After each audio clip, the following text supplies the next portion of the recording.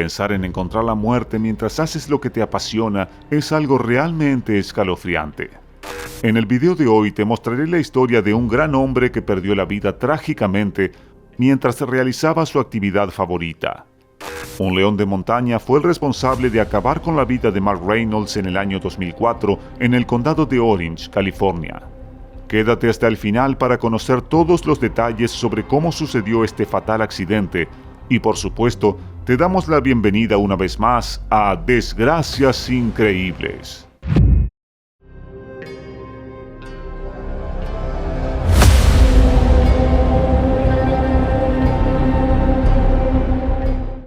El lugar de los hechos fue en el famoso Whiting Ranch Wilderness Park, ubicado al sur del condado de Orange, en el estado de California, Estados Unidos. Este parque de 2.500 acres posee 23 senderos diferentes, lo que lo convierte en el lugar más visitado por ciclistas de montaña, excursionistas y jinetes del área. Si bien los pumas visitan el parque en busca de ciervos para alimentarse, se les advierte a los visitantes que siempre deben estar alerta y evitar acercarse a los animales. Aunque son muy raros los ataques a personas, sí pueden ocurrir, por eso es indispensable tener mucha precaución. Incluso se pueden ver letreros por todos lados que advierten. Los leones de montaña pueden estar presentes y son impredecibles. Sea cauteloso. Se sabe que atacan sin previo aviso. No se puede garantizar su seguridad. Mark Reynolds, de 35 años, residía en Foothill Ranch. Era un hombre increíble, una persona muy cariñosa y un verdadero amigo. Amante de los deportes extremos, su pasión por los vehículos en dos ruedas lo llevó a practicar motocross y ciclismo de montaña en terrenos bastante peligrosos. Trabajó para Carmichael Training Systems desde mayo del año 2001 hasta agosto del 2002, antes de mudarse a California para trabajar como ejecutivo de cuentas en la compañía OMS Sport en Anaheim. Le encantaba estar al aire libre siempre. Era su momento de desestresarse del día a día de la ciudad, para despejar su mente y disfrutar del paisaje, y en California podía ir al Whiting Ranch Wilderness Park a practicar cada vez que quería junto a sus amigos. Al ser un atleta dedicado, promovía mucho su deporte e instaba a otros a practicarlo también. Siempre sintió la necesidad de inculcarle a los jóvenes el gusto por los deportes, en especial el montar bicicletas. El día jueves 8 de enero de 2004, Mark se estaba arreglando temprano en su casa para salir a practicar ciclismo un rato. Era su rutina habitual, así que, ¿qué podría salir mal? Lo único diferente de ese día fue que Mark llegó solo al Whiting Ranch Wilderness Park, no solamente sin compañía, sino sin nada que lo protegiera. Él conocía bien la zona y por lo tanto sabía sus peligros. Pero estaba tranquilo y confiado en que ese día terminaría como cualquier otro. Iba pedaleando en su bicicleta de montaña por los senderos intentando despejar su mente. Entre giros, vueltas, subidas y bajadas recorrió un gran trayecto. Tal vez podamos pensar que dado que Mark era un experto y conocía bien el área, nada malo le podría pasar. Simplemente estaba haciendo su recorrido habitual y por lo tanto todo debía salir bien. Pero lo delicado de estos senderos es que se extienden por kilómetros. Por eso es frecuente encontrar a otros ciclistas quienes se organizan en grupos para recorrer juntos el camino. Siempre es recomendable ir acompañados porque al formar parte de un grupo pueden asistirse mutuamente en el caso de que se presente alguna situación inconveniente. Y esto fue lo que le pasó a Mark Reynolds. Como se encontraba solo, se presentó un inconveniente con su bicicleta. Después de media hora de recorrido, tuvo que forzar un poco su vehículo para terminar de llegar a la cima de una subida. Sintió un ruido extraño en el mecanismo de su bicicleta mientras pedaleaba, lo que lo obligó a salirse del camino y a apoyarla contra un árbol cercano para ver qué ocurría. Se dispuso a revisarla y se dio cuenta de que la cadena se había salido de su lugar. Para intentar repararla, se agachó frente a la bicicleta mientras se concentraba en intentar reposicionarla. Dado que pensaba que se encontraba solo, no pensó que concentrar su atención en esa actividad y colocarse en esa posición podría ser algo vulnerable para él. Pero cerca de donde se había detenido Mark, había un depredador merodeando la zona en busca de comida. Como mencionamos al principio, en esta zona uno de los depredadores más típicos son los pumas. El puma es el depredador más grande del continente americano. Aunque no tienen la capacidad de rugir como otros felinos y solo ronronean como si fueran pequeños gatitos, nunca debemos confiarnos, y podemos advertirlo claramente en la profundidad de su mirada, la cual es realmente intimidante. Estos animales siempre andan solos y no es nada común verlos en grupo. Son territoriales. Las hembras son más agresivas cuando tienen crías y ellas son las únicas que viajan junto a sus cachorros. Estos animales de cualidades únicas son nativos de América, pero los puedes encontrar desde Canadá hasta la Patagonia en Argentina. Su capacidad para adaptarse a cualquier hábitat lo convierte en el animal silvestre que abarca inmensas áreas de América, incluyendo zonas montañosas, áreas secas y desérticas o incluso en la sabana. Su tamaño varía de 1.5 a 1.95 metros y la cola puede medir de 66 a 78 centímetros de largo y el peso varía de 67 a 103 kilogramos en el caso de los machos. Las hembras, en cambio, son un poco más pequeñas. Su longitud va de 97 centímetros a 1.5 metros. La medida de su cola puede variar de 53 a 82 centímetros y su peso fluctúa de 30 a 60 kilogramos. Los leones de montaña tienen la capacidad de poder trepar árboles si se sienten en peligro. Su cuerpo es flexible y pueden saltar hasta 9 metros si se encuentran en terrenos llanos y hasta 12 metros desde la rama de un árbol. Cuando corren, sus músculos se dibujan debajo de su piel, haciendo visible cómo se contraen y estiran, lo que les permite alcanzar una velocidad de 60 kilómetros por hora. Su hábito de caza es preferiblemente crepuscular, lo que quiere decir que tienen más actividad durante el amanecer y el anochecer, y durante el día pueden pasarse descansando entre pastos altos. El ataque que sufrió Mark resulta un poco contradictorio con respecto a la hora de ocurrencia, lo cual nos hace pensar en que es probable que algo haya cambiado en la rutina de ese puma. Si bien los ataques de pumas a humanos no suelen ser tan frecuentes, cuando ocurren suele deberse a que están hambrientos por algún motivo. Y puede que este haya sido el caso. El puma vio la oportunidad de atacar a Reynolds sin que él pueda darse cuenta de su presencia.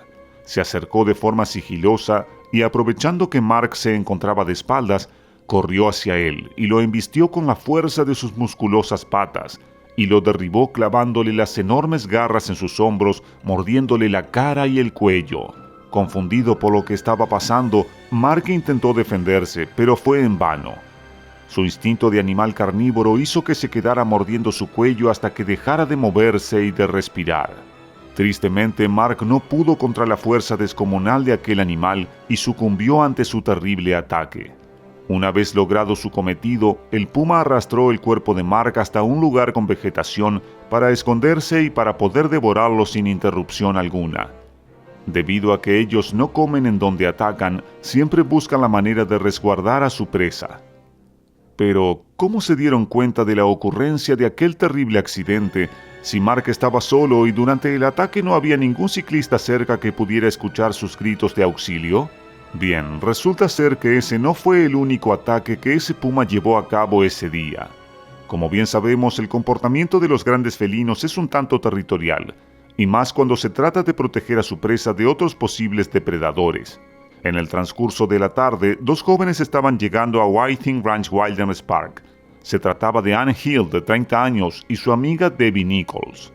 Ann era parte del Cuerpo de Marines de los Estados Unidos, trabajaba como mecánica hidráulica para helicópteros y vivía en California.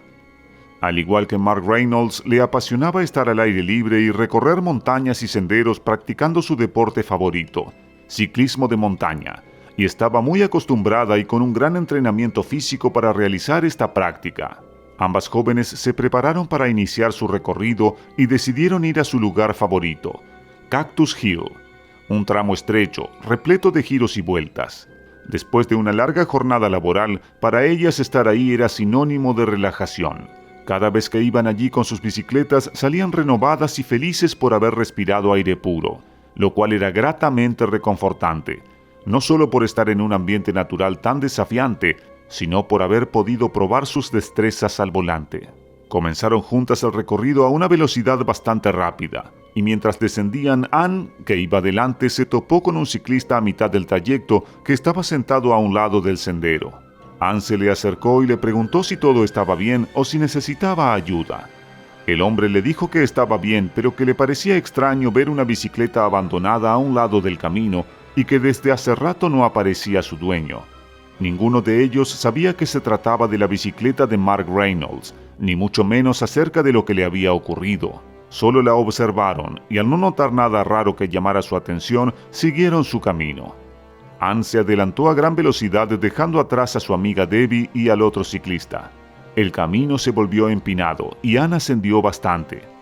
Al llegar a la parte más alta comenzó a bajar de repente aumentando mucho su velocidad. En ese momento creyó sentir que algo se movía al costado del camino, pero no pudo prestar atención a lo que sea que había generado ese movimiento, ya que sus piernas estaban pedaleando demasiado rápido. En cuanto descendió un poco la velocidad, un puma emergió de entre los arbustos a toda velocidad y la atacó.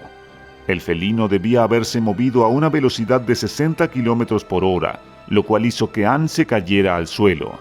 El animal se posicionó sobre ella intentando morder su cuello. Ann comenzó a pelear por su vida en forma desesperada. El puma no logró morder su cuello, pero en cambio la mordió en el rostro y en la cabeza, clavándole las garras en sus hombros, de la misma forma que había hecho con Mark. Ann gritaba desesperadamente, pero nadie escuchaba sus gritos desgarradores. Ahí estaba Ann, luchando sola contra un animal de aproximadamente 50 kilos, que intentaba morderla una y otra vez mientras la arrastraba fuera del sendero. Una de sus mordidas fue en la nuca para luego volver a agarrarla y morderla en otras zonas de la cabeza, lesionando su cara. Le arrancó una de sus orejas y le rompió la nariz arrancando toda su mejilla del lado izquierdo. Ann todavía seguía consciente, luchando contra él, y no dejaba de gritar. Cuando su amiga Debbie llegó a la cima pudo escuchar los gritos. Muy asustada descendió y se encontró con una espantosa escena. Allí estaba su amiga Ann, tirada en el suelo, llena de sangre, con muchas heridas y luchando por su vida contra un puma. Impactada por lo que veía, buscó la manera de ayudar a su amiga. Le arrojó la bicicleta de Ann al puma, pero éste se negaba a soltarla. Entonces procedió a agarrar a Ann de las piernas y tirar con todas sus fuerzas, pero el puma era más fuerte que ella. La escena se convirtió en una pelea entre Debbie y el puma por recuperar el cuerpo de Ann. Afortunadamente, los gritos de Debbie fueron escuchados por un grupo de ciclistas de montaña que recorría la zona y se dispusieron a socorrerlas de inmediato, lanzando piedras al cuerpo del puma. Una de las piedras logró impactar en la cabeza del animal, que abandonó su ataque y huyó. Ann volvió a abrir sus ojos y vio a su amiga Debbie desesperada y llorando. Tratando de que se mantuviera con ella, los ciclistas levantaron a Ann y la sacaron de los arbustos donde el león de montaña la había llevado. La trasladaron hasta una parte más abierta del sendero y una vez allí comenzaron a llamar a los rescatistas, quienes llegaron unos 19 minutos después. Los paramédicos procedieron a colocarla en una camilla y la trasladaron por aire a un hospital donde fue sometida a una cirugía de emergencia para conectarle sus nervios y reconstruirle el rostro. Mientras un helicóptero patrullaba la zona en búsqueda del león de montaña, algo entre los arbustos llamó su atención. Cuando observaron detenidamente y se dieron cuenta que se trataba de un cuerpo, avisaron a las autoridades para que se desplegaran por tierra y cuando llegaron, vieron el cuerpo de Mark Reynolds. Estaba totalmente mutilado y parcialmente enterrado. Desconcertados por tal hallazgo y por ver que en un solo día habían ocurrido 2 ataques siendo uno de ellos mortal, decidieron ir a cazar al puma. Sin saber cuál puma habría sido el responsable de aquellos ataques, estuvieron a punto de realizar una matanza masiva de todos los leones de montaña del área. Pero luego las autoridades decidieron que era mejor acabar solamente con los pumas que estuvieran más próximos a la zona donde ocurrieron los ataques. Y mientras realizaban una búsqueda exhaustiva, se encontraron con un puma al que aniquilaron sin pensarlo 2 veces. Las autoridades pidieron hacerle una necropsia al animal para ver si era el responsable, y efectivamente encontraron tejidos humanos en su interior, extrayendo parte de los pulmones, piel e hígado de Mark Reynolds. Los expertos en vida silvestre y expertos en comportamiento de los pumas sugirieron que posiblemente el ataque a Mark Reynolds pudo haber sido porque el animal estaba de cacería, y la posición en la que encontró a Mark, agachado frente a su bicicleta, pudo haberlo confundido y pensar que era un animal pequeño. Los pumas en general evitan a los humanos, y más aún si están en grupos. Y ese fue otro error que había cometido Mark. Se adentró en el parque completamente solo y sin nada para defenderse. Pero si el puma ya había atacado a Mark, y aunque suene un poco brusco, ya había comido, ¿por qué atacó a Ann? Los expertos dicen que otra particularidad del comportamiento del león de montaña es que protegen la zona donde llevan a sus presas, y posiblemente esto es lo que haya ocurrido con Ann. Ella era la segunda persona después de Mark que pasaba cerca de donde el puma lo había atacado, así que puede que sintiera que ella era una amenaza, y el motivo del segundo ataque sería un intento de proteger a su presa. Por eso continuó atacándola a ella también. Lo que el puma no tuvo en cuenta es que ella no estaba sola. Esa fue una ventaja con la que no contó Mark, y el haber estado acompañada le salvó la vida. Ann Hill tuvo la oportunidad de contar su historia al mundo. Tristemente no podemos decir lo mismo de Mark Reynolds. La muerte de Reynolds fue la sexta muerte causada por un puma de la que se tiene registro en el estado, y la primera desde el año 1994. Se sabe que han habido 20 ataques de pumas a humanos desde 1986. Cuando los amigos y familiares de Mark se enteraron de la noticia, quedaron realmente devastados. No podían creer lo que le había sucedido aquel fatídico día. Todos expresaron sus palabras de condolencia, incluyendo a sus ex compañeros de trabajo. Su familia quiso hacer algo conmemorativo en el lugar de los hechos, y un amigo sugirió la idea de colocar una banca para que los ciclistas puedan descansar y admirar el paisaje. Hablaron con las autoridades del parque. Estos estuvieron de acuerdo, pero les indicaron que no podían colocar cualquier banca, porque podía afectar el ambiente. Así que le dieron instrucciones exactas acerca de qué material debía estar fabricada. De hecho, 2 empresas paisajistas quisieron donar bancas una vez que escucharon la historia, pero ninguna cumplía con los requisitos del parque, por lo que sus familiares comenzaron a buscar un tronco de cedro con el cual poder elaborarla. Unas personas que conocían a Mark y que habían tenido la oportunidad de compartir tiempo con él y organizar varias carreras de ciclismo, le informaron que ellos tenían en su patio familiar un tronco similar al que ellos estaban buscando. Llevó su tiempo construirla, y cuando estuvo lista 9 meses después, se organizaron para llevarla hasta la cima de Dreaded Hill el día 10 de octubre de 2004 a las 3 de la tarde. 40 personas se reunieron en una ceremonia para homenajear la banca de Mark, que se incorporaba al parque como un recuerdo de lo que allí había ocurrido, en exactamente el mismo lugar donde los hechos habían sucedido el pasado enero. Fue una ceremonia muy bonita y emotiva, y entre risas y lágrimas recordaron cómo era Mark. Contaron anécdotas y las buenas acciones que él hacía por los demás. Solo asistieron familiares y las personas más allegadas, incluyendo a los guardabosques de aquella tarde de otoño. En el centro del respaldo se encuentra una placa de bronce que dice: Mark J. Reynolds, 1968-2004. Aquí estaba haciendo lo que más amaba. Sus padres junto a su hermana iniciaron un fondo de bicicletas en memoria de Mark Reynolds.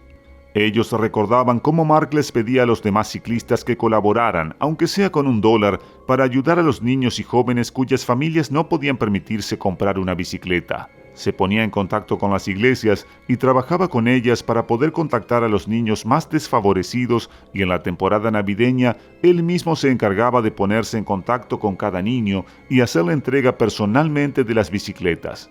Su mayor satisfacción era ver en las caras las inesperadas sonrisas de los niños al recibirlas. Poco después, los padres de Mark iniciaron una demanda en contra del condado de Orange por tratarse de una muerte por negligencia. Alegaron que el condado debería haber sabido que el parque era peligroso debido a la presencia de pumas en el mismo. Y todos los ciclistas y deportistas que frecuentaban el parque comenzaron a protestar, dejando más de 25 mensajes en la página web de la Mark J. Reynolds Memorial Foundation, donde les pedían que por favor retiraran la demanda, ya que ellos como deportistas conocían el riesgo que corrían al ingresar al parque. Después de ver la reacción de todas estas personas, la familia Reynolds dio un comunicado en donde expresaron: nuestra intención no era molestar a nuestros amigos, los compañeros ciclistas, los clubes de ciclistas, las asociaciones de ciclistas nacionales, las compañías relacionadas con el ciclismo, ni los senderos en los que prevalece el disfrute del ciclismo. Por tal motivo, los padres tomaron la decisión de retirar la demanda. Sabemos que es muy difícil aceptar la pérdida de un familiar, más si se trata de un hijo. y resulta aún más difícil si la manera en que dejan este mundo es tan abrupta. Mark dejó una huella imborrable en todas las personas que lo conocieron, y sus buenas acciones se darán a conocer de generación en generación. Como siempre mencionamos, debemos ser conscientes de que no tenemos la capacidad de cambiar ni obviar el curso de la naturaleza. Si alguna vez deseamos entrar en un lugar en el que sabemos que no estaremos solos, sino rodeados de animales silvestres, siempre debemos respetar su hábitat. La verdad es que en esa situación no estaremos exentos de encontrarnos cara a cara con cualquier animal salvaje. Por eso siempre es bueno seguir las normas y prestar atención a los letreros de los lugares que visitemos. No debemos confiarnos. Si eres de esas personas que les gusta acampar, o como en el caso de Mark Reynolds y Anne Hill, que practicaban ciclismo de montaña, te gusta la adrenalina y poder disfrutar de las actividades al aire libre en la naturaleza, siempre lleva contigo objetos necesarios que te puedan servir de ayuda, para estar prevenidos ante el caso en que pueda presentarse alguna situación parecida a la que ellos sufrieron. Y no olvides que siempre debes moverte en grupo. Nunca salgas solo. Invita a tus amigos, disfruta junto a ellos. Así, además de protegerse mutuamente, entre todos pasarán un rato muy agradable. ¿Qué te pareció el video de hoy? Me gustaría saber tu opinión, así que escríbela debajo en los comentarios. No olvides darle a me gusta, suscribirte y activar la campanita para que estés al tanto cada vez que volvamos a subir más videos con historias reales e interesantes como esta. ¡Hasta la próxima!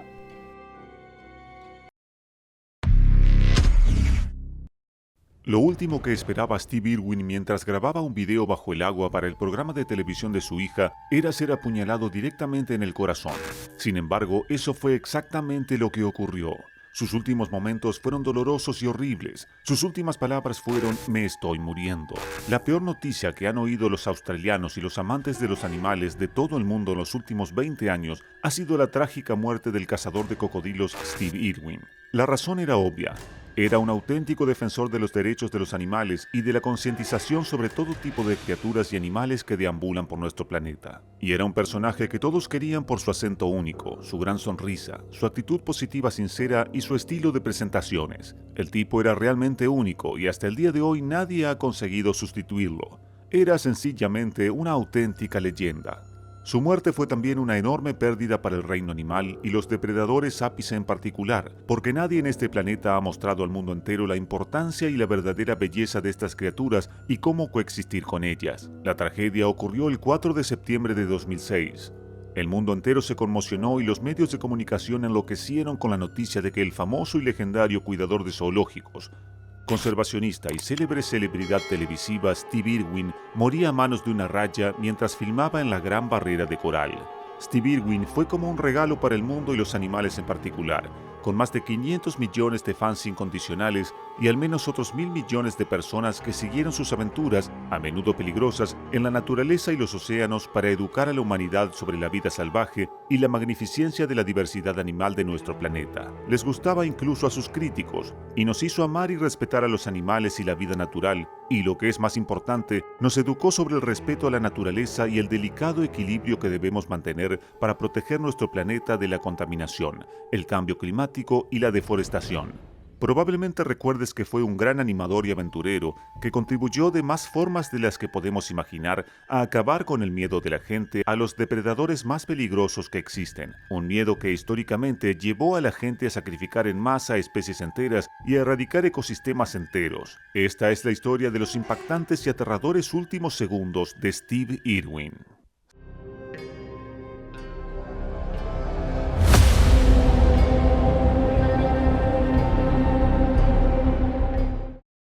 Steve Robert Irwin nació en Melbourne, Australia, el 22 de febrero de 1962 y murió en un terrible incidente el 4 de septiembre de 2006. Conocido sobre todo como el cazador de cocodrilos, fue un dedicado cuidador de zoológicos, conservacionista, personalidad televisiva, educador sobre la vida salvaje y ecologista. Curiosamente, nació el día en que su madre, Lynette Hackinson, cumplía 20 años. Ella falleció en el año 2000. Era rehabilitadora de fauna salvaje y pasó mucho tiempo enseñando a Steve sobre animales y naturaleza. Su padre, Bob Irwin, También era experto en fauna salvaje y herpetólogo, y a menudo se llevaba a Steve con él en sus aventuras en la naturaleza. Bob también fundó el pequeño Queensland Reptile and Fauna Park, lo que hizo que Steve creciera rodeado de cocodrilos y otros reptiles. Steve estaba tan entusiasmado con el parque de su padre que insistió en trabajar allí y se le permitió dar de comer a los animales y participar en las actividades de cuidado y mantenimiento, a pesar de que solo tenía 9 años. Los niños esperaban que les regalaran un juguete o al menos una entrada para algo que les apeteciera, pero a Steve le gustaban tanto los animales que el día de su 6º cumpleaños le regalaron una pitón de 4 metros.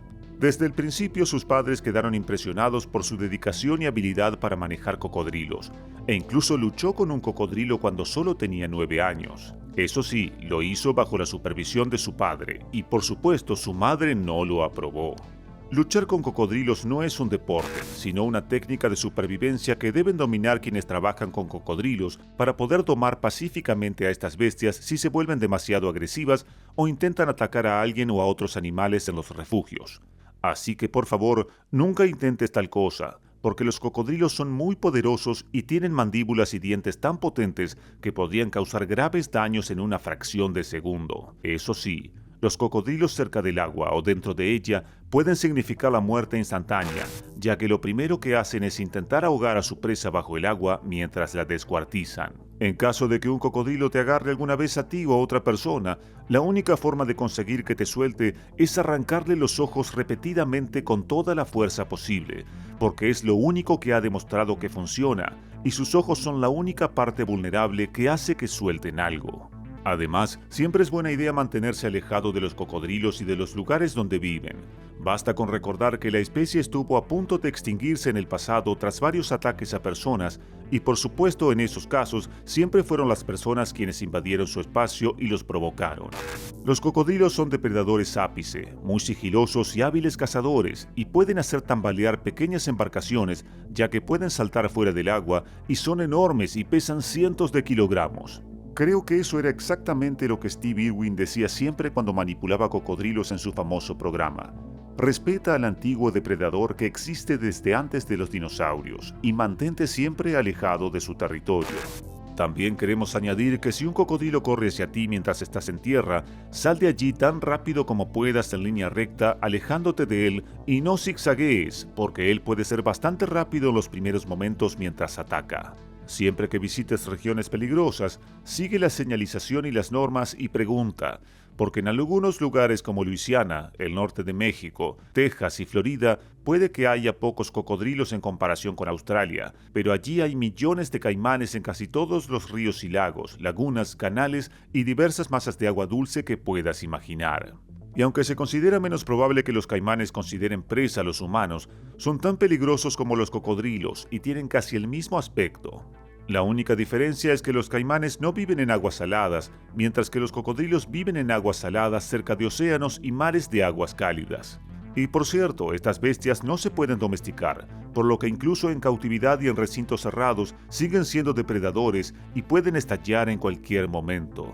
Solo los expertos entrenados deberían poder manipularlos, incluidos los jóvenes y los pequeños, porque aunque pienses que un cocodrilo o un caimán bebé es muy lindo y se pueda tocar, puedes estar seguro de que la madre estará cerca y no te dejará salir vivo por suponer una amenaza para sus crías, aunque lo haga tu hijo de tan solo 2 años. Este es el tipo de cosas que Steve Irwin siempre predicaba y siempre aclaraba, lo extremadamente importantes que estas criaturas son para el ecosistema. De hecho, son tan importantes que en algunos lugares casi se extinguieron debido a la caza y el sacrificio masivo, y a los pocos años, el ecosistema empezó a morir, lo que llevó a las mismas personas que casi habían acabado con estos depredadores a reintroducirlos en estas zonas e incluso a convertirlos en especies protegidas. Volvamos ahora a la historia de la leyenda. Steven empezó su carrera como zoólogo y conservacionista cuando trabajó como voluntario en el programa de gestión de cocodrilos de la costa este de Queensland y capturó más de 100 cocodrilos que fueron reubicados o alojados en el parque de su familia. En 1991, Steve se hizo cargo de la gestión del parque, que pasó a llamarse Zoo de Australia en 1998. Gracias a sus padres, tan singulares como él, Steve creció para continuar su legado de crear un mundo donde los animales, incluidos los depredadores y los humanos, puedan coexistir en un equilibrio que garantice el mantenimiento y el florecimiento de los ecosistemas. Ahora ha llegado el momento de echar un vistazo a su impresionante carrera en el negocio de la televisión, que fue su puerta de entrada para llegar a miles de personas de todo el mundo y enseñarles sobre la naturaleza y los depredadores. De 1996 a 2007, su programa de televisión Cazador de Cocodrilos, la serie documental sobre la vida salvaje que presentaba junto a su esposa Terry, fue seguido por cientos de millones de personas de todo el mundo. Él y su mujer también tuvieron otros programas de televisión de gran éxito, como las series Croc Files, The Crocodile Hunter Diaries y New Breed Vets. También fueron copropietarios y administradores del Zoológico de Australia, que sigue siendo frecuentado por gente de todo el mundo. Está situado en Beerwah, a unos 80 kilómetros al norte de Brisbane, la capital del estado de Queensland. Steve y su esposa Terry también tienen 2 hijos, Bindi y Robert, que han seguido los pasos de su padre y siguen llevando su legado. Sin embargo, nadie ha sido capaz de lograr o convertirse en un nuevo Steve Irwin después de su trágica muerte. Nadie fue capaz de superar la verdadera pasión de este hombre y esa sincera y constante gran sonrisa y actitud positiva. Algunas leyendas son simplemente insustituibles y Steve era una de ellas. Tras su muerte, numerosos parques, zoológicos y calles de todo el mundo recibieron su nombre. Incluso una especie de caracol y un asteroide han sido bautizados en su honor. A día de hoy, la familia Irwin sigue gestionando el Zoológico de Australia, que se puede visitar todo el año. La Wildlife Warriors Foundation, que originalmente se llamaba Steve Irwin Conservation Foundation, que él y su esposa pusieron en marcha en 2002, sigue realizando una gran labor en el campo de la conservación de la fauna salvaje en todo el mundo. El objetivo de la fundación es implicar y educar a otros en la protección de la fauna salvaje herida, amenazada o en peligro. Terry, la esposa de Steve, sigue implicada en la organización como mecenas y consejera significativa. Algunos de los increíbles proyectos actuales de la organización son The Australian Wildlife Hospital and Wildlife Rescue Unit, conservación de elefantes en Asia, conservación del tigre, Sumatra, conservación del rinoceronte, Sudáfrica, conservación del guepardo, Sudáfrica, investigación y conservación del tiburón nodriza gris, Australia, investigación sobre ballenas, Estados Unidos, investigación sobre el koala, Australia, investigación sobre cocodrilos, Steve Irwin Wildlife Reserve, Australia. No hace falta decir que Steve Irwin cambió el mundo y creó una nueva era en las relaciones entre humanos y animales. Su trabajo ha dado origen a innumerables programas internacionales y regionales e incluso organismos gubernamentales dedicados exclusivamente a la conservación de la fauna y la naturaleza. Todo esto fue posible porque Steve Irwin era una persona que asumía riesgos, no solo para hacer espectáculo y ganar dinero, sino que sus acrobacias con las bestias salvajes más feroces eran siempre por una buena causa. Él y su mujer incluso pasaron su luna de miel atrapando cocodrilos juntos. John Staton filmó su locura por los cocodrilos en su luna de miel, que se convirtió en el primer episodio de la serie de televisión The Crocodile Hunter, el cazador de cocodrilos, que despertó el interés mundial. Muchos otros expertos antes que Steve Irwin intentaron conectar el público con la naturaleza y la vida salvaje, pero Irwin fue diferente y triunfó donde muchos otros antes fracasaron gracias a su personalidad única, sus increíbles dotes de comunicación y su exuberante y entusiasta estilo de presentación. A la gente incluso le gustaba su marcado acento australiano, sus característicos pantalones cortos khaki y su eslogan, "Crikey". Steve Irwin fue sencillamente un mago que creó un imperio mundial de conservación y ecologismo dedicado no a sermonear a la gente, sino a llevarla en increíbles viajes a la naturaleza para que pueda conectar con la naturaleza y la vida salvaje de un modo que dure toda la vida. Lamentablemente murió en 2006 a manos de una criatura que actuó en defensa propia, como acto reflejo y no intencionadamente. Era el animal menos esperado para dañar a Steve, que literalmente nadaba con tiburones y cocodrilos y bailaba con serpientes. El asesino involuntario fue una raya. El día que Steve murió, el mundo quedó conmocionado y horrorizado, y lo que fue aún más desconcertante de esta muerte es el insólito asesino. Lo creas o no, una persona tiene más probabilidades de morir por caerse de la cama que por el ataque de una raya. Las estadísticas muestran que desde 1945, solo 20 personas, incluido Steve Irwin, murieron tras ser atacadas por una raya.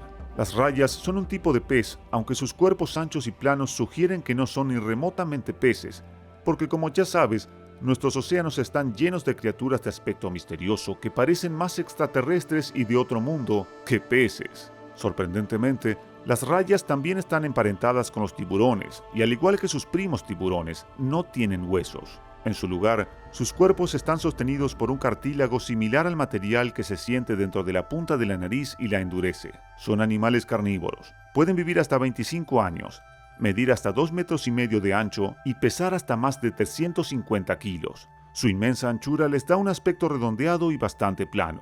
Utilizan la cola para defenderse. Algunas rayas tienen una espina en la cola con una punta muy afilada y bordes dentados. Este es el tipo de raya que apuñaló a Steve Irwin en el corazón. Eso sí, la raya no le apuntó ni le vio, ni siquiera sabía que se acercaba un humano. Simplemente reaccionó en defensa propia al ver su sombra y lo confundió con un tiburón. Para su mala suerte, el filo de la mantarraya le golpeó directamente en el corazón, como si fuera cosa del destino. El triste y desafortunado 4 de septiembre de 2006, Irwin estaba buceando para su nuevo programa llamado Ocean's Deadliest. Él y su equipo ni siquiera estaban mirando rayas, y en realidad intentaban rastrear a un mortal tiburón tigre frente al arrecife Bat, cerca de Port Douglas. Tras fracasar en su intento de encontrar una, Irwin se centró en una gran raya de 1,80 metros para otro proyecto del programa de su hija, The Jungle Girl. El agua era poco profunda y para él era una buena oportunidad, ya que solo tendría que bucear y hacer algunos trucos. Nadó por encima de la raya, normalmente dócil e inofensiva, antes de que ésta proyectara de repente una de las espinas dorsales de su cola contra su pecho. Como un cuchillo afilado y caliente cortando mantequilla, la púa de la mantarraya penetró en su pecho y en su corazón en un golpe súbito y veloz, mientras seguía su camino como si nada, porque fue un mero reflejo de autodefensa. Steve subió inmediatamente a la superficie y dijo a su tripulación, presa del pánico: «La raya me ha perforado el pulmón». Los tripulantes lo subieron inmediatamente a la embarcación y empezaron a practicarle la reanimación cardiopulmonar mientras el capitán se dirigía a tierra. En cuanto la tripulación vio la herida, supo que su corazón estaba dañado y que su situación era crítica. Su lesión fue bastante grave, con daños en la pared torácica y el corazón, y le causó un traumatismo masivo. Su hemorragia interna y externa fue mortal y bastante rápida. Mientras la tripulación intentaba detener la hemorragia, empezaron a decirle: «Aguanta, Steve, piensa en tus hijos, aguanta». Pero la vida se le iba muy deprisa, y entonces les miró tranquilamente y dijo sus últimas palabras: «Me estoy muriendo». En ese momento el mundo perdió un verdadero regalo para la humanidad, una leyenda insustituible y un guerrero heroico que amaba a la humanidad y a la naturaleza y quería que el planeta Tierra sanara. Lo estaba consiguiendo, y uno solo puede imaginar qué otras grandes contribuciones habría hecho si esa raya le hubiera golpeado en el hombro o en la pierna y hubiera sobrevivido al ataque. Según los expertos, fue culpable del ataque porque cometió un error involuntario al acercarse a la enorme raya por detrás y estaba justo encima de su retaguardia cuando ésta lo golpeó, lo que solo significaba una cosa: que no le vio y probablemente confundió a su sombra con la de un tiburón. La zona también es conocida por los interminables ataques de tiburones a rayas, y lo más probable es que esta raya estuviera en alerta máxima y preparada para defenderse de un ataque de tiburón. Por desgracia, se trataba de Steve Irwin, que solo quería saludarla. Eso sí, estas criaturas casi nunca matan a personas, y si la raya lo hubiera visto claramente ese día, no lo habría atacado. La muerte de Irwin es la única víctima mortal de una raya captada en video, aunque no se ha hecho público a petición de su familia. Solo los investigadores pudieron ver el video para concluir su investigación. La noticia de la muerte de Irwin provocó reacciones en todo el mundo. Incluso el entonces primer ministro australiano, John Howard, expresó su conmoción y angustia por la muerte de Irwin, afirmando que Australia ha perdido un hijo maravilloso y lleno de color. A escala internacional, la gente se entristeció y lloró su muerte. Su funeral se celebró en el Zoológico de Australia, donde también fue enterrado en un recinto privado al que solo tuvo acceso su familia. El 20 de septiembre, en el Museo del Cocodrilo del Zoológico de Australia, con capacidad para 5.500 personas, se celebró un servicio fúnebre público presentado por Russell Crowe. Este servicio se retransmitió en directo a todo el mundo, y se calcula que fue visto por más de 300 millones de espectadores en todo el mundo. Algunas personas estaban tan tristes y conmocionadas por su muerte que mataron rayas al azar, lo que llevó a la hija de Steve Irwin a decir durante una entrevista con Larry King que ama a las rayas y no siente rencor hacia ellas. Su mujer y sus hijos también hicieron varios comunicados de prensa diciendo a la gente que no guardara rencor, porque Steve nunca aprobaría ese comportamiento. Perdonaron y pidieron a los demás que hicieran lo mismo. Danos tu opinión en la sección de comentarios. Gracias por vernos y por favor, dale a me gusta, comparte, suscríbete y dale al icono de la campanita. La joven y bella Catalina Torres estaba haciendo su trabajo en el Parque Safari de Rancagua, Chile, cuando un tigre la atacó y la mató de forma horrible. No tuvo ninguna oportunidad porque el tigre se le acercó sigilosamente y en un segundo cerró sus poderosas mandíbulas sobre su cuello, rompiéndoselo y causándole una grave hemorragia al perforarle las arterias con sus dientes. Entrar en los recintos de los depredadores, limpiarlos y darles de comer no era precisamente el trabajo de Catalina, que tampoco era una experta en la materia. La economía iba mal y ella necesitaba el dinero. Así que, aunque tenía un título universitario y buenas notas, tuvo que aguantarse trabajando en un parque safari con una reputación bastante dudosa, donde los depredadores habían herido a algunos miembros del personal anteriormente. Su madre le advertía a menudo que tuviera cuidado con las fieras y de que alguien la acompañara siempre que tuviera que enfrentarse a algunos de los depredadores salvajes. Pero murió, y todo se debió a una serie de errores con los que ella no tuvo nada que ver. No sabía ni le dijeron que el tigre no estaba dentro de la jaula del recinto cuando le dijeron que fuera a limpiarla. Hasta donde ella sabía, el tigre debía estar dentro de la jaula y no suelto. La forma en que murió fue bastante triste y horrible, y hasta el día de hoy nadie ha asumido la culpa a pesar de que los gerentes y algunos de los trabajadores eran responsables de los acontecimientos que condujeron a su muerte. Esta es la historia de los aterradores últimos segundos de Catalina Torres.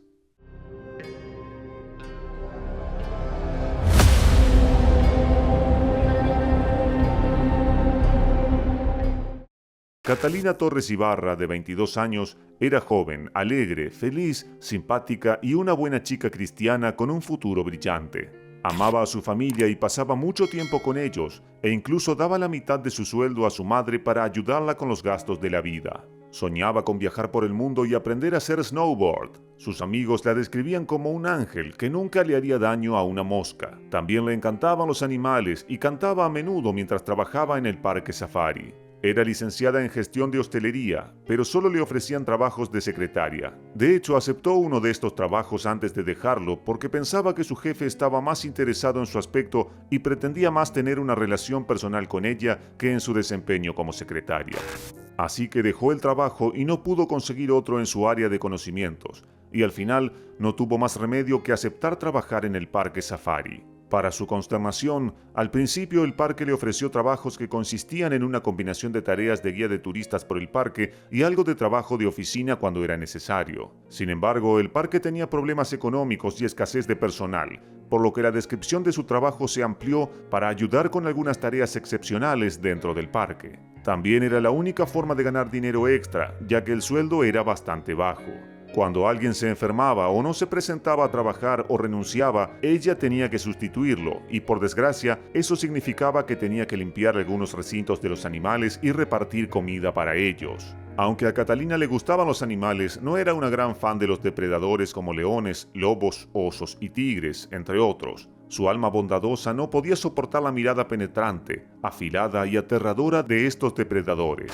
A menudo se quejaba con su madre de que el tigre blanco en particular la miraba con ojos penetrantes, como si fuera una presa y quisiera matarla. Estaba muy asustada y hacía todo lo posible por evitar limpiar o entregar comida a los depredadores, pero no tenía elección. Siempre que le pedían que realizara tareas muy extrañas, el personal la ayudaba al informarle cómo debía hacerlo y lo importante de mantenerse alejada de los animales. La norma del parque era sencilla: nadie entraba en los recintos de los depredadores sin autorización. El personal tenía que encerrar y asegurar a dichos depredadores dentro de sus jaulas dentro del recinto antes de que se les entregara comida o cuando llegaba el momento de limpiar el recinto.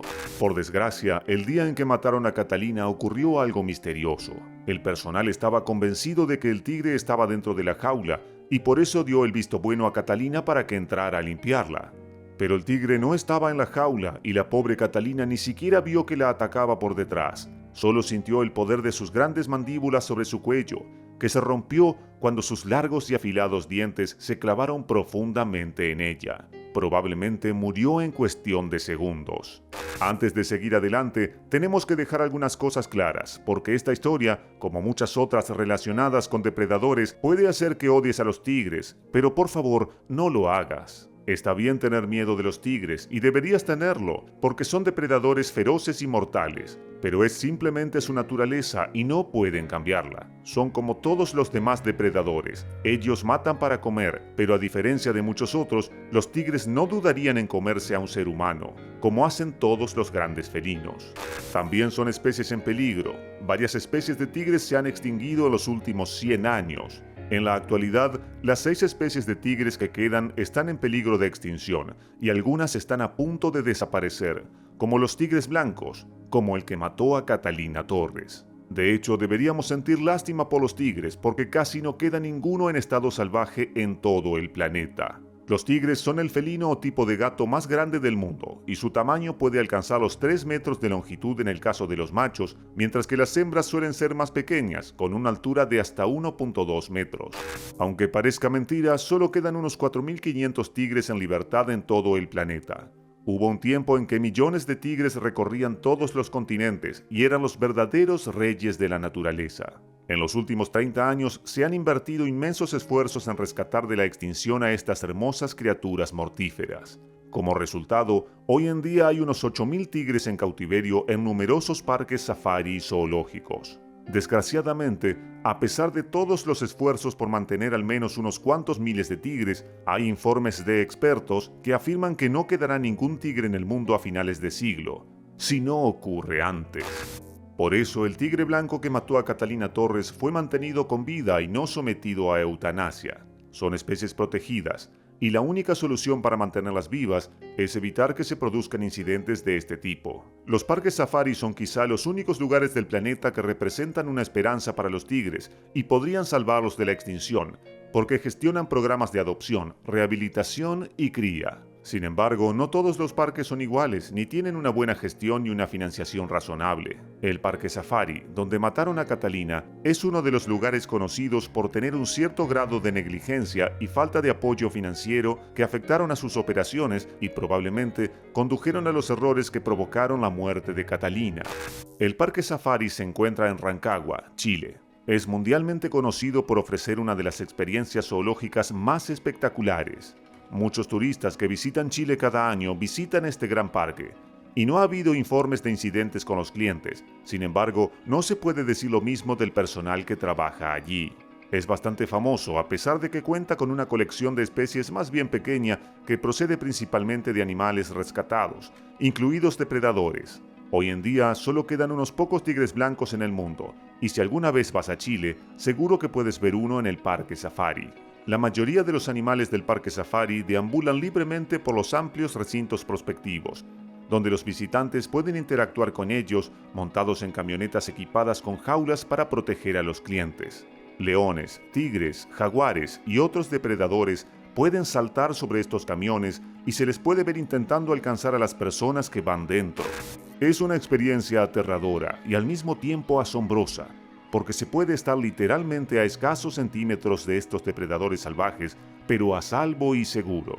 El parque también tiene una sección temática con algunas atracciones, un zoológico, un restaurante, kioscos de comida y helados y una tienda de regalos.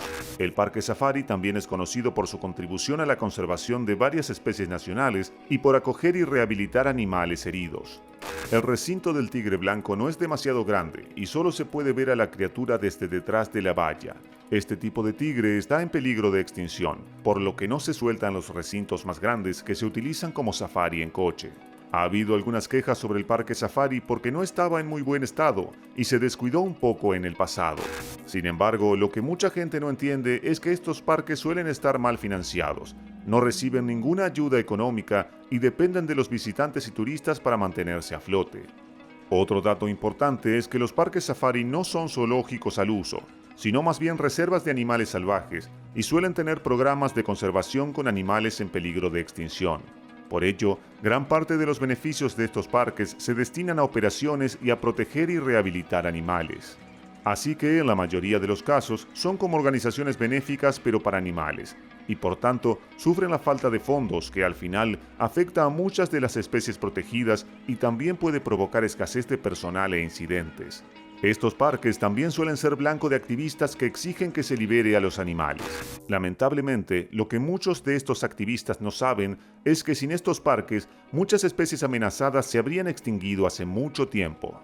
Estos parques gestionan programas de cría que han contribuido a la resurrección de muchas especies, incluidos los tigres. Cuando un animal muy joven, incluido un depredador, es abandonado o la madre es asesinada por cazadores furtivos, se enfrenta a una muerte segura. Lo mismo ocurre con los animales heridos. Sin embargo, los parques safari rescatan a estas criaturas y cuidan de ellas el resto de sus vidas. Y en muchos casos, cuando se trata de especies que no están en peligro de extinción, liberan algunas de ellas para que vuelvan a su hábitat natural.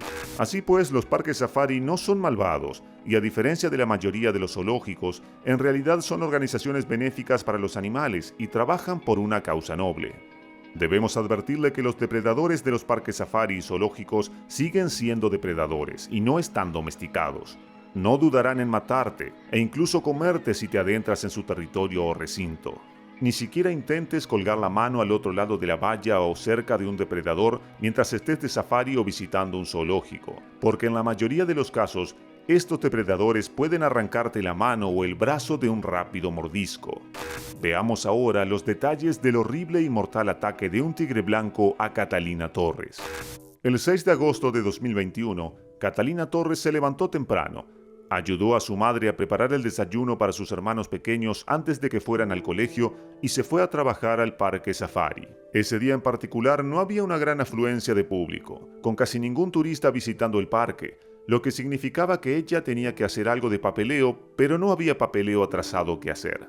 Así que Catalina sabía que iba a ser un largo día de limpieza de recintos y de dejar comida para algunos animales. Pero no le importaba y seguía sonriendo. No era de las que permitían que nada se interpusiera en su vida y su actitud positiva y su felicidad.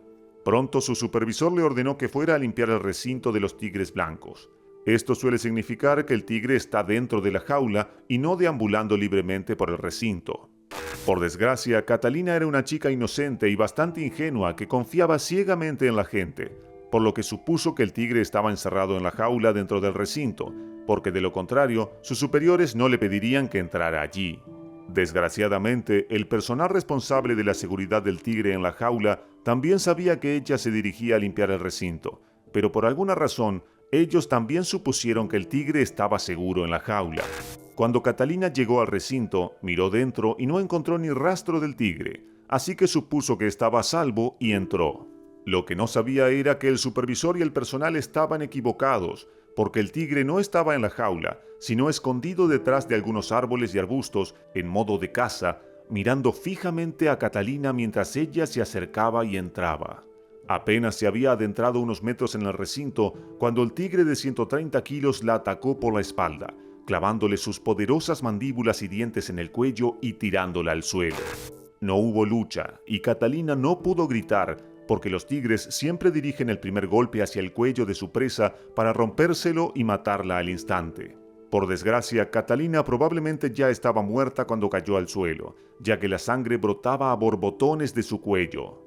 Durante varios minutos, el tigre mantuvo sus mandíbulas fuertemente cerradas sobre el cuello de Catalina, algo que hacen por instinto para asegurarse de que su presa está muerta y no pueda contraatacar. Lo que siguió fue una escena infernal, una pesadilla indescriptible, un viaje de horror y terror cuando el personal se dio cuenta por fin de que algo iba mal. Nadie sabe cuánto tiempo estuvo Catalina muerta en el recinto con el tigre revoloteando a su alrededor, contemplando si comérsela o no. Durante casi 30 minutos, el personal del parque, incluido su novio que también trabajaba allí, tuvo que contemplar horrorizado cómo el tigre se negaba a abandonar el cadáver. El personal lanzó piedras y palos al tigre, gritó e incluso intentó atraerlo a la jaula con un poco de carne, pero el tigre estaba en modo atacante, celebrando su captura y dispuesto a defenderla con su vida. Por fin, después de Dios sabe cuánto tiempo, llegaron la policía y los servicios de ambulancia, y poco después los bomberos. Tampoco ellos sabían qué hacer, porque no podían matar al tigre, y estaban demasiado asustados para entrar en el recinto y enfrentarse a la bestia. Durante otros 30 minutos lucharon por atraer al tigre a su jaula. Solo lo consiguieron rodeando el recinto con equipo de protección táctico mientras disparaban sus armas al aire. Finalmente, el tigre se rindió, se metió en su jaula y fue asegurado. Algunos miembros del personal, incluidos sus amigos y su novio, estaban tan enfadados que intentaron matar al tigre, pero la policía y la dirección del parque se lo impidieron. Los paramédicos intentaron reanimarla, pero era obvio que había perdido demasiada sangre y tenía el cuello bastante roto, así que no había forma de recuperarla. La triste verdad flotaba en el aire como una nube oscura, y toda la comunidad estaba conmocionada y triste por la noticia. El cuerpo de bomberos de Rancagua, la policía y los investigadores de homicidios inmediatamente comenzaron a interrogar al personal y plantearon una simple pregunta de la que no podían obtener una respuesta clara. ¿Qué estaba haciendo Catalina dentro del recinto de los tigres con un tigre suelto? Al principio todo el mundo pensó que se había caído al recinto, pero pronto empezaron a salir a la luz los hechos. Los investigadores descubrieron que la habían dirigido al recinto del tigre para realizar tareas de limpieza, a pesar de que era guía turística y nunca había recibido formación para entrar y limpiar recintos de animales. También descubrieron que los testimonios de varias personas, entre ellas su supervisor y el personal encargado de asegurar al tigre en la jaula durante las tareas de limpieza y mantenimiento, eran contradictorios e imprecisos. Era obvio que había una grave falta de comunicación entre la dirección y el personal y entre los distintos miembros del personal. De alguna manera, todos se las arreglaron para darse señales equivocadas, haciéndoles creer que el tigre estaba seguro dentro de la jaula antes de que Catalina recibiera instrucciones de limpiar el recinto. El máximo responsable del parque, Antonio Rojas, afirmó que Catalina trabajaba en la gestión de animales del parque. Sin embargo, la madre de la víctima y varios trabajadores salieron a la luz pública y rebatieron tales acusaciones, y llegaron a llamar mentirosos a los responsables porque Catalina trabajaba como guía turística y no debería haber estado en el recinto de los tigres ni haber sido enviada a él para realizar un trabajo para el que solo está autorizado personal debidamente formado. Según la guía de safari Carol Orellán, que también trabajaba en el parque en ese momento, Catalina no trabajaba en el manejo de animales. Era guía de safari igual que ella, y solo tenía que hacer otros trabajos en el parque porque no tenían otra opción y era la única forma de ganar dinero extra. También quedó claro que el personal la vio dirigirse a limpiar el recinto del tigre y no dijo nada, porque sabían que era habitual que los guías turísticos realizaran otras tareas cuando no había turistas a los que guiar. Irónicamente, el director del parque cambió más tarde su declaración e intentó culpar a algunos trabajadores acusándolos de haber abierto deliberadamente la jaula del tigre en contra del protocolo. Pero una vez más, el gerente no aportó ninguna prueba y era obvio que mentía para protegerse. Los trabajadores acusados rebatieron las nuevas acusaciones del encargado y negaron haber dejado la jaula abierta, pero tampoco sabían quién era el culpable de dejar la puerta de la jaula abierta y no cerrarla para limpiarla. Todo era un desastre y era obvio que el incidente era el resultado de una mala gestión, falta de comunicación y de protocolos estrictos, especialmente en el trato con depredadores. Al mes siguiente, el senador chileno Guido Girardi, conocido por su defensa de una mayor seguridad y responsabilidad en los parques temáticos, zoológicos, carnavales y safaris, presentó una denuncia penal contra el parque. En cuanto al tigre que mató a Catalina, no había sido eutanasiado por tratarse de una especie en peligro de extinción. ¿Has estado alguna vez en el Parque Safari de Chile? ¿Qué te ha parecido? Cuéntanos en la sección de comentarios. Gracias por vernos y por favor, dale a me gusta, comparte, suscríbete y dale al icono de la campanita. Ginger Meadow era una joven y bella modelo y reina de la belleza estadounidense que amaba la vida y ser independiente. La forma en que murió mientras estaba de vacaciones en Australia fue bastante horrible y perturbadora. El horror que experimentó cuando un cocodrilo se tomó su tiempo para acorralarla e infligirle terror fue increíblemente desgarrador y trágico. Es una lástima que ella tuviera parte de culpa en el ataque que acabó con su vida. Solo podemos desear que más gente preste más atención a las advertencias y simplemente no vaya a nadar a zonas infestadas de cocodrilos. El capitán del barco y otros miembros del personal advirtieron varias veces a la pobre alma que no se acercara ni pusiera un solo pie en el agua porque los cocodrilos de agua salada no dudarían en arrebatárselo y comérselo. Por desgracia, tenía demasiados conceptos erróneos sobre los cocodrilos y no pensó que su necesidad de refrescarse en el agua acabaría en puro terror y tortura. Esta es la historia de Ginger Meadow, la famosa reina de concursos de belleza estadounidense que fue devorada viva por un feroz cocodrilo en Australia.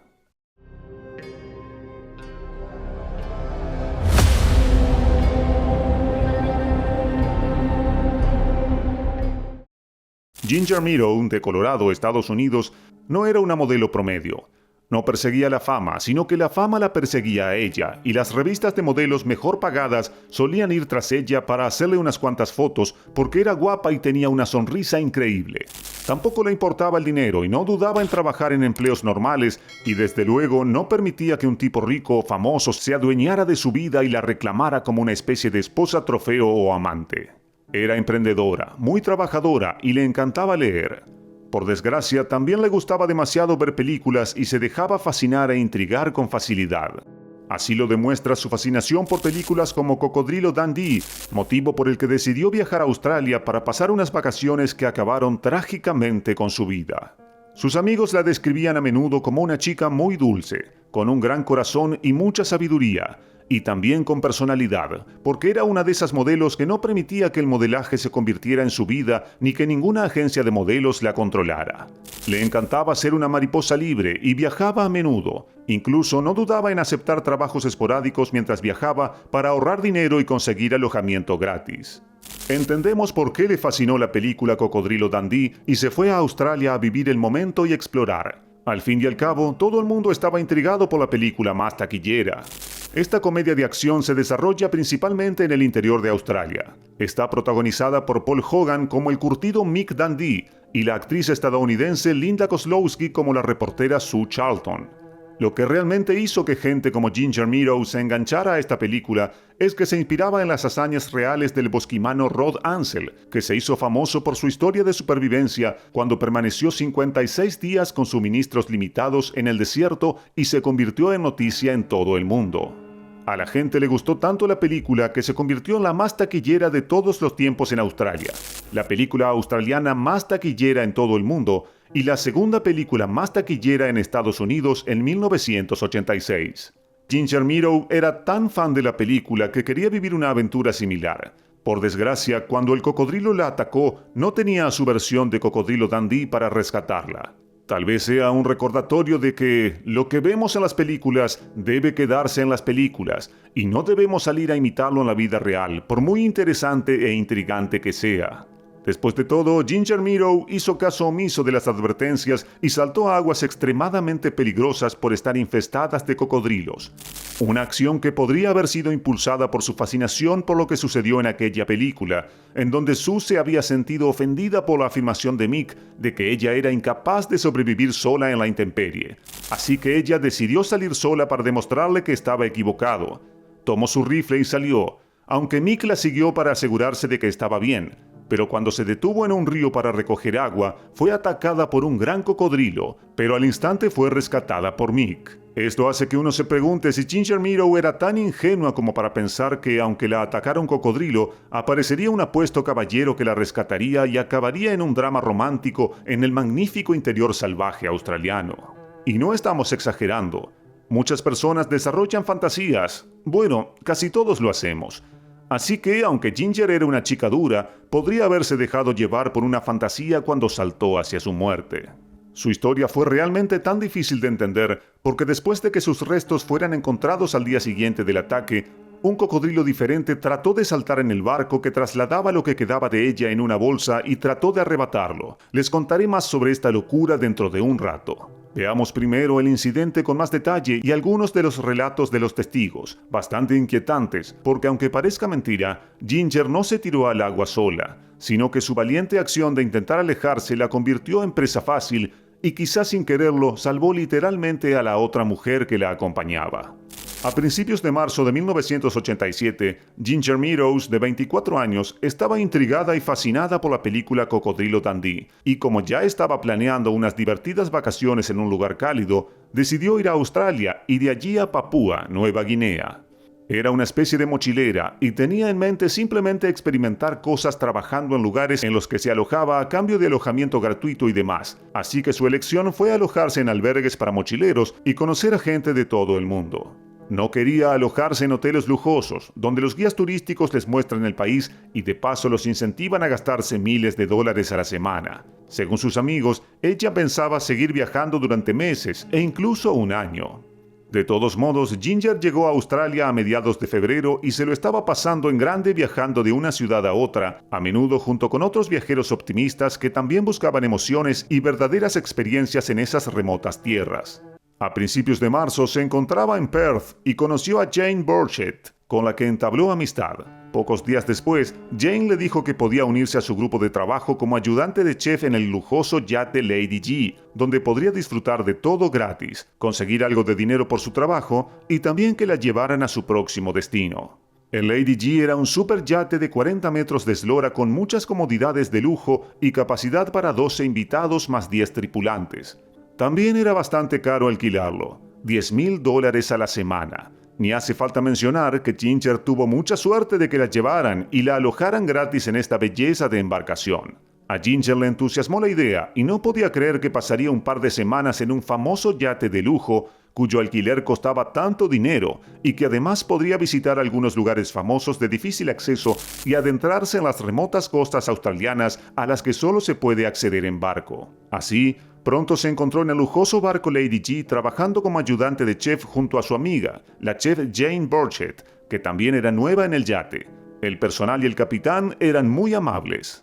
Pero también le advirtieron a Ginger de que nunca se bañara en ensenadas ni pusiera un pie cerca del agua en esos lugares, porque es allí donde proliferan los cocodrilos de agua salada, sobre todo cerca de los manglares y de los espesos arbustos y árboles presentes cerca de la orilla.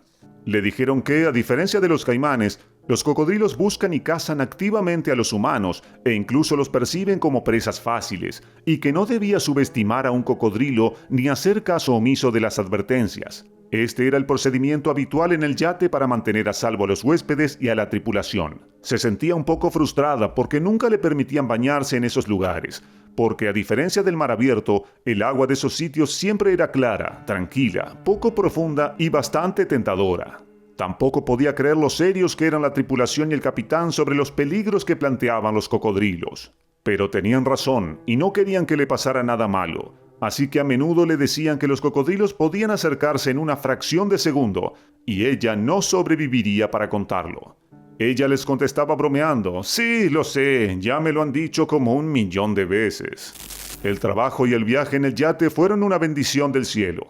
La distancia entre Darwin y Perth es de casi 1,900 millas náuticas y se tarda al menos 10 días en barco, pero el yate también hizo muchas paradas por el camino para admirar las impresionantes vistas y las interminables ensenadas con multitud de majestuosos paisajes e intrigante vida salvaje. Nadie tenía prisa y el viaje iba de maravilla. Sin embargo, las cosas cambiaron el 29 de marzo y el alegre viaje se convirtió en una pesadilla infernal. Ese día era natural que el capitán se adentrara en una ensenada que conduce a las majestuosas cataratas Kings Cascades en el Parque Nacional de Prince Regent, una popular escala turística en Australia Occidental. Ofrece un paisaje asombroso, pero está estrictamente prohibido bañarse en él porque en la zona habitan cocodrilos de agua salada de gran tamaño y se han producido ataques mortales.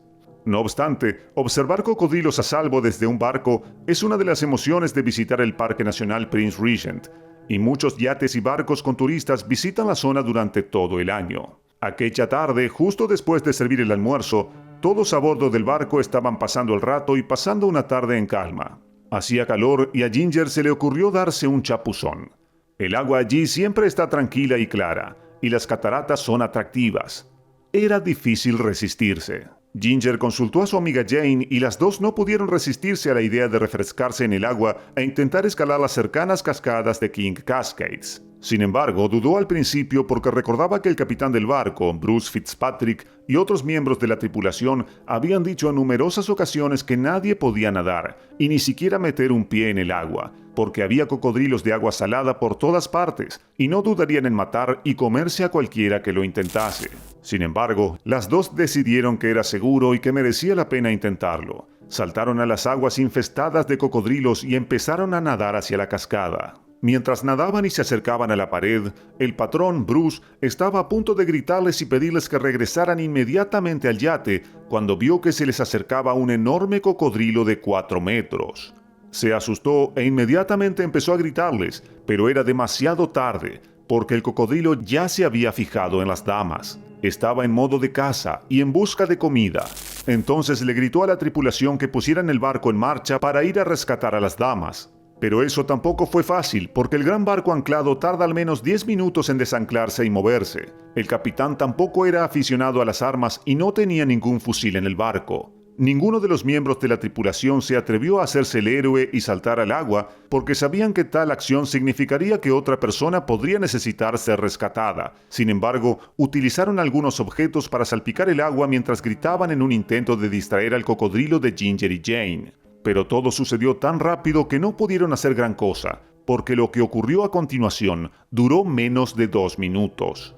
Las chicas miraron horrorizadas cómo la bestia se lanzaba hacia ellas, sabiendo que no tenían a dónde ir. También era demasiado tarde para volver nadando al yate. Así que empezaron a nadar lo más rápido que pudieron hacia las cascadas, donde era algo posible trepar por las paredes y estar al menos unos metros por encima del agua, y posiblemente a salvo de la bestia hambrienta.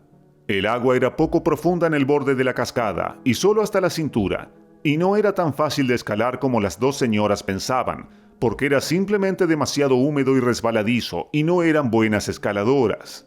Sin embargo, el monstruoso cocodrilo gigante seguía avanzando, así que siguieron esforzándose por trepar y consiguieron situarse a menos de 1 metro de altura en el borde de la pared y se limitaron a observar cómo el cocodrilo las alcanzaba. Los cocodrilos pueden saltar tanto como toda su longitud fuera del agua, así que aunque las dos damas ya estaban de pie en el borde del agua, la situación seguía siendo extremadamente peligrosa y sabían que él podría atacarlas fácilmente y arrastrarlas al agua. Ginger Meadow y Jane simplemente se encontraron entre la espada y la pared. Temblaban de miedo y horror, y la pobre Ginger probablemente rezaba para que alguien como Cocodrilo Dundee viniera a salvarla en ese momento. Cuando el cocodrilo llegó hasta ellas, se detuvo a solo 2 metros de distancia mientras ensanchaba sus enormes mandíbulas frente a ellas, haciendo que el horror y el terror recorrieran sus espinas dorsales. En ese momento, Jane empezó a gritar como loca. Además, llevaba unos zapatos de goma que permitían trepar por superficies mojadas, así que se los quitó y se los lanzó al monstruo y consiguió golpearle en la cabeza, haciendo que cerrara su aterradora boca. Pero la batalla no había terminado, y el monstruo no estaba dispuesto a rendirse. Lástima que no tuvieran otro material más sólido para arrojarle, porque si lo hubieran tenido y hubieran conseguido golpearlo en la cabeza unas cuantas veces, probablemente se habría alejado, pero no eran más que 2 mujeres en bikini divirtiéndose, nadando en aguas infestadas de cocodrilos, muy lejos de casa y de la seguridad, y tristemente no poseían ningún conocimiento sobre cómo actuar en estas situaciones insalvables. De repente, el cocodrilo desapareció bajo el agua, pero seguía allí, observando a las 2 mujeres y pensando en su próximo movimiento. Probablemente se estaba preparando para saltar fuera del agua y atrapar a una de ellas. En ese momento, Ginger decidió dar un salto de fe e intentar una locura. Soltó la mano de Jane, saltó al agua y empezó a nadar en paralelo a la pared en un aparente intento de ponerse a salvo. Probablemente pensó que sería capaz de llegar a la orilla cercana nadando más que el cocodrilo. Poco sabía ella que los cocodrilos son astutos y rápidos, y prefieren cazar en el agua o cerca de ella, donde prosperan y pasan la mayor parte de su vida. Apenas había dado 2 brazadas en el agua cuando el cocodrilo le rodeó la cintura con las mandíbulas y la sacó del agua justo delante de Jane, que miró a Ginger a los ojos por última vez. Luego se la llevó bajo el agua. Fue la última vez que se la vio con vida. Los equipos de rescate la buscaron y acabaron encontrando su cuerpo descuartizado al día siguiente, en el que se suponía que era su cumpleaños número 25. Al día de hoy, el capitán del barco y otros miembros de la tripulación no entienden por qué Ginger y Jane decidieron violar la norma más importante mientras estaban en el yate, que es no entrar en el agua. El patrón, Bruce, que presenció el ataque, habló en varias ocasiones, no para justificar lo ocurrido, sino para recordar que ignorar advertencias serias puede ser fatal, sobre todo cuando se trata con depredadores o se está cerca de ellos. Tras el hallazgo del cadáver de Ginger, o de lo que quedaba de él, ocurrió otra cosa bastante loca y triste. El equipo de rescate, que encontró sus restos entre un grupo de manglares, utilizó una embarcación para recuperar su cuerpo y colocó los restos en una bolsa, tras lo cual procedió a desplazarse hasta donde los equipos de emergencia establecieron un puesto de mando para la búsqueda y el rescate. Mientras se desplazaban en la lancha motorizada de 4 metros de eslora, un cocodrilo gigante saltó fuera del agua a más de 1 metro de altura e intentó subir a la lancha para comerse los restos de Ginger. El cocodrilo rompió literalmente el extremo de la bolsa para cadáveres e intentó desgarrarla. Aunque el cocodrilo desapareció tras este segundo ataque, la tripulación del barco estaba en tal estado de shock y horror y temiendo otro ataque, dieron media vuelta y fondearon en la cuenca de St. George hasta que llegó un buque más grande del Departamento de Aduanas para llevarse los restos y que se pudiera completar el viaje hasta Broome. La única persona que pudo venir desde Estados Unidos para identificar los restos de Ginger fue su ex marido, con quien había contraído matrimonio hace unos pocos años. Dwayne McCauley llegó a Broome y rompió al llorar al ver que de su ex mujer no quedaba casi nada, salvo algunos trozos de carne y huesos apenas pegados. Por suerte, su cara y su cabeza seguían intactas, lo que le permitió al pobre hombre confirmar que se trataba de ella. Gracias por vernos y, por favor, dale a me gusta, comparte, suscríbete y dale al icono de la campanita.